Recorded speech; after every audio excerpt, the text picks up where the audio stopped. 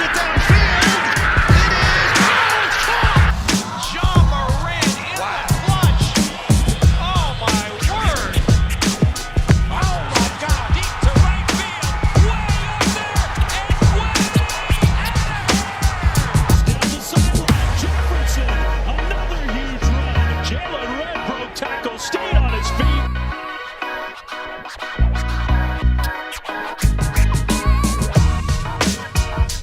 What's poppin', everybody? Hope you're all having a great day today. We got a lot of discussion to happen today here on Blake's Take. Got some big takes to happen today with all the All-Star news and some other stuff. Let's get right into it, though. Starting in the NFL, we have some updated news on the trade situations for two of the game's best quarterbacks. Starting off with the situation in Seattle with Russell Wilson, who has not demanded a trade and has told the Seahawks that he wants to play in Seattle. But if a trade were considered, the only teams he would go to were the Dallas Cowboys, New Orleans Saints, Las Vegas Raiders, and Chicago Bears. Wilson expressed frustration that this season over all the hits he has taken and stated his desire for more say in the team's personal decisions. Those comments were out of the norm for Wilson, who normally never speaks publicly or about any complaints for this team over the first 9 seasons he has been in the NFL. Wilson with a potential deal in place and a trade is unlikely, but other teams are noticing tension that is brewing for years between the Seahawks and Russell Wilson. Wilson's contract has a no-trade clause that he would have to waive in order to be dealt trading him before June 1st of this year, which would trigger a $39 million in dead money charges against the Seattle's 2021 salary cap. Wilson has 3 years left on the 4-year, $140 million extension that he signed in April of 2019. That includes base salaries of $19 million, $19 million, and $21 million. So it looks like a less drastic Deshaun Watson situation, which we will be talking about next. It is not likely that we will want to see Wilson out of Seattle. He is just frustrated that the Seahawks front office in their ability to surround him with the pieces to be successful in this league. So I believe that Wilson is going to stay in Seattle, obviously, due to the organization not being able to take that much dead money. And he doesn't want to leave Seattle, but definitely this front office is going to have to do work and learn from the situation that is happening with Deshaun Watson to not let the front office and the QB be divided, because we all know how that goes. And speaking of which, now on to Deshaun Watson, who had met with new Houston Texans coach David Culley and informed Culley that he has no intention of suiting up for the team again. Upset over the way the organization has operated in the recent years, Watson has asked the Texans to trade him and has very little contact with the team since the season ended. The conversation with Culley was believed to have been the first between the two. Culley said in his introductory news conference that he expected Watson to be on the team in 2021. But according to sources, Watson's message to Culley in Friday's meeting was that nothing has changed on his end and he would still like to be traded. So far, the Texans have told interested teams that they don't intend to trade Watson, who just last summer signed a 4-year, $156 million contract extension that runs through 2025. Trading Watson would cost the Texans $21.6 million in dead money against this year's salary cap. A significant hint that a cap number that this team is just not being able to take. Any team acquiring the young superstar would be a great, tremendous bargain in 2021, as Watson is scheduled to just earn $10.54 million in salary this year before that number jumps to $35 million in 2022, $37 million in 2023, and $32 million in 2024 and 25. So if someone could have acquired Watson this year, it would be a huge bargain for them with the contract that although he's on a bigger contract this year, he is still moving his way up into it. So it would be a big, big finesse for a team there. If the Texans choose not to trade Watson, he could opt out and report to mandatory team activities or training camp, but at a cost. Houston can fine Watson $95,877 for missing minicamp and can fine him $50,000 per day of each day he misses training camp, but plus a 1 week salary of $620,000 for each preseason game missed. So it is a wins-lose situation for the Texans, while it is a lose-lose situation for Watson. If the Texans choose to keep Watson and he does not attend team activities, the Texans will lose their young star quarterback, but will receive financial gain still from him missing that, and they will ultimately lose more because of, obviously, his quarterback and their skills that he has, and they'll lose their franchise quarterback that was expected to be there for ages. But now that they would also recover financially from that in some of a way. Not a huge way, but definitely some way. On the other hand, though, Watson's losses are all around just plain loss for Watson, with him having to stay with an organization he despises and is going to be fined if he chooses not to be a part of it.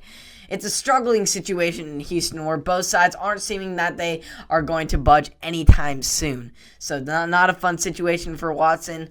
Not a very fun situation for the Texans either. They're trying to keep their quarterback, rightfully so, but they haven't done a very good job in their front office, especially you trade the guy's favorite target, and that's going to bring up some red flags, and then you trade away the head coach and aren't able to get one in for another year. That's definitely going to bring up some red flags, and Watson's pretty much just done with the Texans organization at this point. So it's right for them to part ways. I feel like, though, if their quarterback isn't going to be a part and back this team up and back this front office up, and the front office in return isn't going to back them up, then it's time for them to split ways. As far as the NBA, yesterday we announced who would make the All-Star team, but now we're going to talk about who didn't and the biggest snubs of this year's All-Star list. There are always more deserving All-Star candidates than there are spots for them, but that's never been more true than this season. We're going to list off the top 5 snubs of this year's All-Star game. Starting off with the biggest snub, by all means, this year was Devin Booker. Most coaches weren't going to pick two of the Suns players, and it looks like Booker was the victim of Paul's success. His assist rate has undisputedly dipped down when Paul is around, but he has actually increased the usage rate to 30.3% and continue to do his extremely efficient scoring. This might be a tough pill for Booker to swallow, but hey, as long as his team stays healthy, he'll get his first taste of the playoffs in a few months. However, even though he won't be an official All-Star, he will still be an injury replacement for the Lakers forward Anthony Davis on the Western Conference's roster, which is a positive, but it's positive and negative, but at least he gets to play in the game with the guys. Next up, we have Mike Conley, our second All-Star snub. It's genuinely surprising that the coaches didn't even select him, given that he is universally respected and his team has the best record in the league. Conley, a 14-year vet who has barely missed the cup so many times while he was in Memphis, is a sentimental pick to take Davis' spot, but he didn't. Booker got it. He also has a rock-solid statistical case per 36 minutes per game, 20.2 points, 4.2 rebounds, and 6.9 assists on 59% of shooting. Conley is launching threes at a higher volume and more accurately than ever before, and playing better defense than some of the players that were selected before him. Very unfortunate. Huge snub by Mike Conley. He should have definitely been on this roster. For sure, no doubt. Our third snub is Bam Adebayo, who has added a mid-range jumper in his arsenal this season, increased his usage, and continued to grow into the NBA's premier big. Per 36 minutes per game, he's averaging 19.6 points, 9.5 rebounds, 5.5 assists, 0.9 steals, and 1.0 blocks on 63% shooting. It's truly incredible, the numbers he's putting up, but it's not his fault for necessarily not making the All-Star team, with the Heat only going 14-17, which is a disappointing record, especially for a team that is coming off an NBA Finals appearance. So I think that it was ultimately the deciding factor with their team not being able to translate their success from last year is what ultimately led to Bam Adebayo's snub. On to the fourth snub of this list, we have Ice Trae Young, snubbed. strictly looking at the numbers, it is difficult to rationalize keeping Young off this team. The guy is averaging 27.9 points, 4.1 rebounds, and 9.9 assists per 36 minutes he plays on 60.8% shooting. On opponents can't even keep him off the free throw line. The Hawks have an uneven season this year, going back and forth, up and down, roller coaster type of thing. And Young hasn't really improved since last year, you could say, and as far as defensively and his off-the-ball skills. But it's unfortunate that he didn't make this team, because he was putting up great numbers this season, shooting incredible from beyond the arc, and he was putting up great numbers. It was a snub, but his off and on success with the team, and that is what ultimately led to his snub, just like the other ones in Bam Adebayo. It was ultimately the team that led them to be snubbed. And now, last but not least, we have Domantas Sabonis. He is probably the biggest snub I have on this list. Hey, people may have not known him before, but you definitely knew him this season with all the Pacers he's done with the Pacers, getting them a strong start to this season. But his case lost some steam as the team go lower and lower in the rankings. Like Adebayo, though, he has unquestionably gotten way better since last year and should have definitely made an all-star game this season. He's averaging 21.3 points per game, 11.5 rebounds, and 5.7 assists on 59.5% shooting, with a career-high 25.4 usage rate. Everything in Indiana just revolves around him, and I don't see why he couldn't have made this all-star list. I mean, everyone had him getting in. Shaq, everyone on NBA TNT had him making in, but got snubbed. Huge snub there. So all around huge snubs in the NBA. There's definitely more. Fred VanVleet, DeMar DeRozan, Tobias Harris. Way more snubs than we've already seen. But I think this year there were some really tough pills to swallow there with some of those players that are playing at elite all-star levels that just didn't have to make the cut. Better luck next year, guys. Hopefully you don't get snubbed. As far as local sports, another great night for both the Bees and the Ducks. The Ducks, both catching the dub, but they were hard-fought battles down to the wire, nevertheless. Starting with the Bees against the California Bears, where the Bees took their largest lead of the game with a 7-point lead with 4 minutes remaining. The Bears came back, though, and gave the Bees a scare, going on a 7-2 quick run. But the Bees would hang on for the win in this one, closely 59-57. Roman Silva scored 13 of his career-high 15 points in the second half, while Ethan Thompson added 12, Jared Lucas scored 10, and Worth Altisi added 11 rebounds to go with 7 points, and Oregon State beat California 59-57. The reason this game was so low scoring and so close was neither of these teams could buy a bucket from beyond the arc. The Bees went 0 for 10 from the three-point range. 0 for 10. Oh my. And the Bears weren't any better off. They went 2 of 17 from beyond the arc. Oh, that was really rough to see, but the Bees catch the dub, and that's always good to see. Several starters scoring in double digits, too. But very interesting fact that I was shocked to hear about. This is Oregon State's first win at Cal since 2009. What? Who would have thought? I mean, the California Bears are good each year, but they're not like insane NCAA tournament type team. And the Bees haven't won there since 2009, so good on the Bees for getting that win against Cal. Proud of them.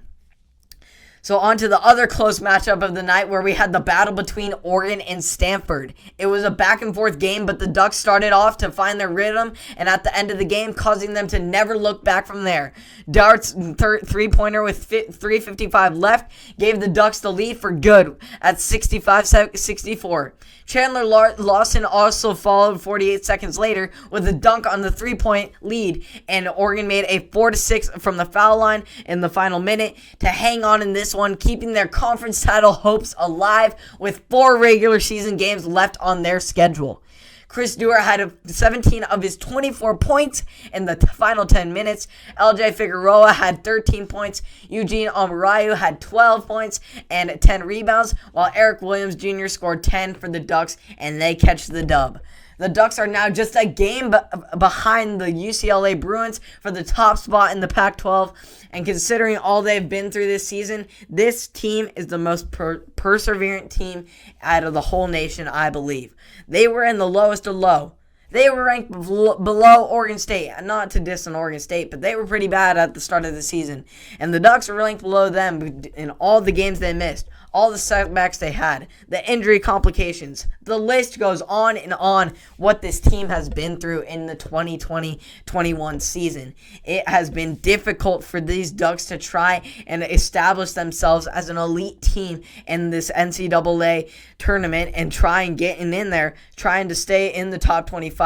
They were in there for a while, but they kept getting sat back. They've been pushed back in of the top 25 rankings, and they've been to the lowest of lows of the Pac-12, going as low as the 7th seed, and now they're right back up at the 2 seed, almost at the 1 seed. This team is incredible. The amount of determination and heart this team has, I cannot explain. The insane vulnerability that they have been through and just put themselves out there, got to grind, put their heads down, and really just push through and persevered through this season, never giving up. And I'm so glad to see, and I personally think the Oregon Ducks are my favorite to win the Pac-12 tournament and come out here and punch their ticket to March Madness in March. So it's going to be a great end to this season for the Oregon Ducks, and hopefully Oregon State can push strong, but it's not looking too good for them now. But more on the Ducks. They are looking great, and they're my favorites to win this Pac-12 tournament. So thank you for tuning in to another episode of Blake's Take. Hope you enjoyed all of my perspectives on the All-Star snubs. Very unfortunate there. Hope some of those guys could have made it, especially as a bonus, dude. That man deserved that. And same with Devin Booker, but at least he gets to play in the game due to an injury of one Anthony Davis, so glad they get to get back. I hope Deshaun Watson can get out of his situation. I'm hoping he can get out. I'm actually hoping Russell can stay and that they can figure it out, because it's a minor situation, and it's just the front office getting him pieces to surround himself with, not more frustration with them being like trading away players that he wanted to keep. So I hope that all gets settled out. Hope all of those frustrations get dialed down. And I hope you all enjoyed this. You can catch me on Apple Podcasts, Spotify, and or YouTube. And I'll catch you all in the next one.